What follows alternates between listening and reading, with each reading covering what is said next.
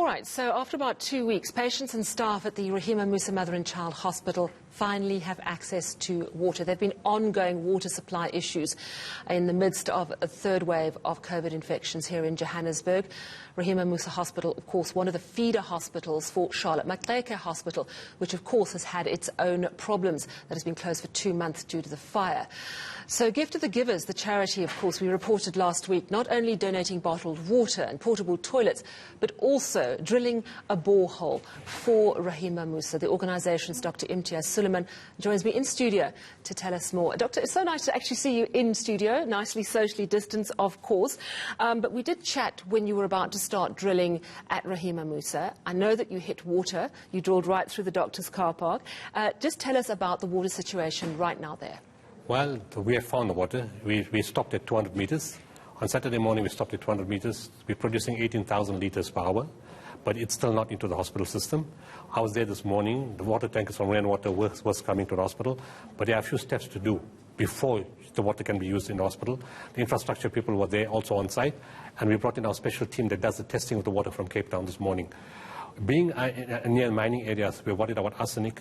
We're worried about acid and worried about certain types of solid metals in the water itself.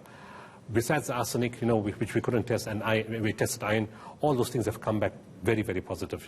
In other words, the water is excellent. We even drank it on site to test it ourselves. But we won't allow anybody else to drink it. We tested ourselves first. We've put in the PVC piping. We've put in the silicone, the silica sand to strengthen the borehole. And we're now looking at once from digging purposes, we're going to wait. But in terms of hospital support, in terms of non-drinking, washing, theatre, linen, all those kind of stuff, we're going to start connecting pipes from the borehole. We're going to first put into Jojo tanks. Jojo tanks is giving us 10 Jojo tanks tomorrow. They'll come at 9 o'clock. They will store 100,000 liters of water.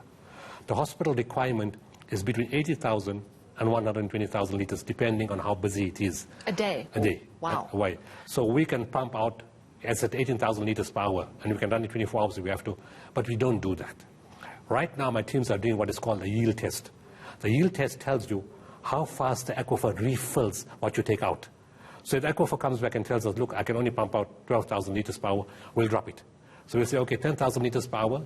We do that over 10 hours, or 8,000 liters per hour, over 15 hours, to preserve the aquifer, which is the primary focus. And while it's doing that, the water then goes into the Jojo tank, and from their piping system right into the hospital where their water supply is, and from there with a booster pump, we send it right up to the 6th floor. So ultimately, as you explained, you're still waiting for a few sort of health and safety checks. That's just for drinking. That's, yes. But the rest of the hospital can work. And how soon will that be going into the hospital? Well, by tomorrow we start the piping, and allow 2 or 3 days. And by then we should have it connected to the hospital water system. And the way we're going to do it is, the municipal pumps have much higher pressure, obviously because they're much bigger. So if their water comes in, it will just shut our valve off. And then the ball will keep quiet. It will sit still and won't function, so their water will be preserved. The moment their water levels drop... So it's a great backup. Yes, it's a backup. What's happening? Is the Rand Water providing water? Has the water supply to Rahima Moosa been re-established by Rand Water yet? No, it's not re-established in terms of the normal system. It's re-established, or not re-established, it's augmented by water tankers. I was there. So they haven't actually fixed the problem? No, the problem is not fixed. It's not fixed in the areas around too. And this is not the only hospital in Johannesburg we have worries. What about Helen Joseph, which of course is just down the road? I was there today. And? I met the CEO, she wants a bowl too. The paperwork has been put in through to the health department, and she said she doesn't see a problem, being delayed. So hopefully, the teams are ready. We can walk in there tomorrow morning. I mean, it's amazing. It's wonderful. And honestly, it's so good to hear this because it gives some sense of hope and some sense of action. And Ferial Haffajee wrote a wonderful article where she spoke about what your organisation is doing. And she says, until the thieving stops, I'm quoting Ferial now, I want the option to pay my taxes straight to the gift of the givers. Because you seem to be able to cut through where government departments, either through lack of experience or through red tape or through goodness knows what, aren't able to fix the problem. You work so closely with the municipalities and you're not in an adversarial relationship. So why are they unable to do what you seem to do so quickly and easily? Sally, it comes out to the same thing we've discussed on the program many times before. The government systems are just not very practical. There's too many people involved in the chain. Is water a function of Rand Water? Is it a function of Joburg Water? Is it a function of the municipality? Should the hospital look something differently? Should the health department be involved? Should it be the water and sanitation from provincial health? Should it be national health? And because you have, and there's so many sub-directors inside the department itself, by the time the thing goes up the chain, 2 weeks or 3 weeks will be gone. And with COVID-19, half the people are not even at work. So everything is virtual.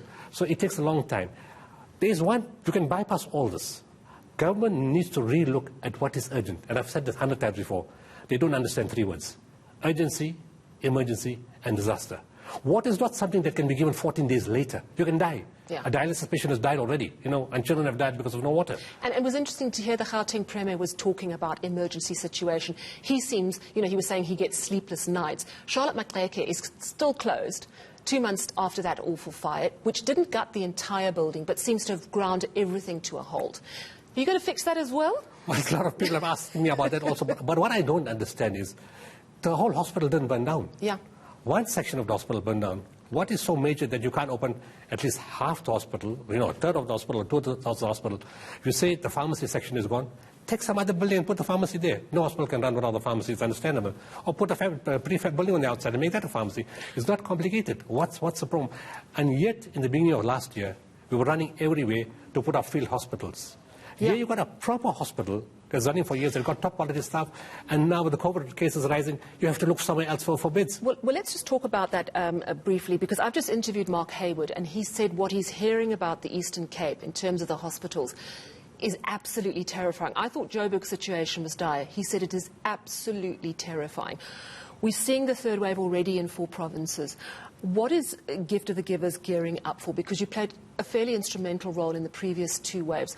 Where are you most concerned? Where are you going to be deploying your resources? Where do you see the need for urgent emergency action? For us, it's quite easy. The phone calls come.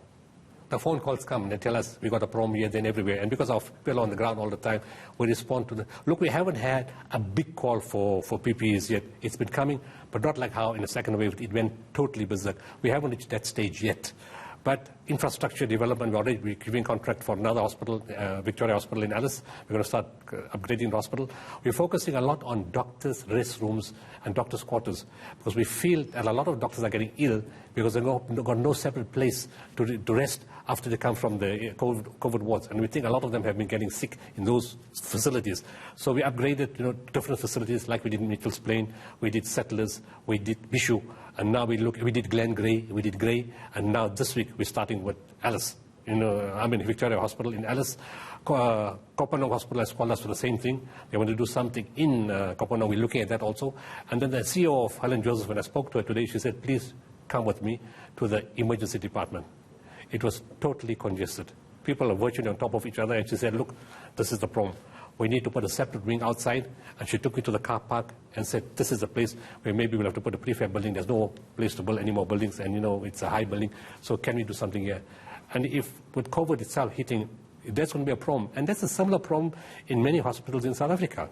And over the years, government should have said, every year we're going to take 3 hospitals in 9 provinces and upgrade them fully. The biggest problem in South Africa is infrastructure, upgrade and maintenance. Hasn't been done. Absolutely. And now we are reaping the consequences. And thank you so much for joining us in studio and for all the good work that you and your organisation do. So keep it going. Thank you so much. That, of course, was Dr Imtiaz Sooliman, Gift of the Givers Director.